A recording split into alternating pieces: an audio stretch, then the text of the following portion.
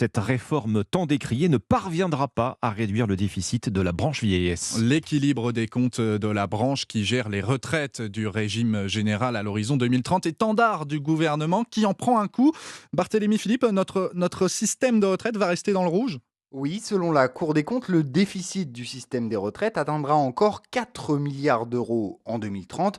Le report de l'âge légal et l'allongement de la durée de cotisation vont donc générer moins d'économies que prévu.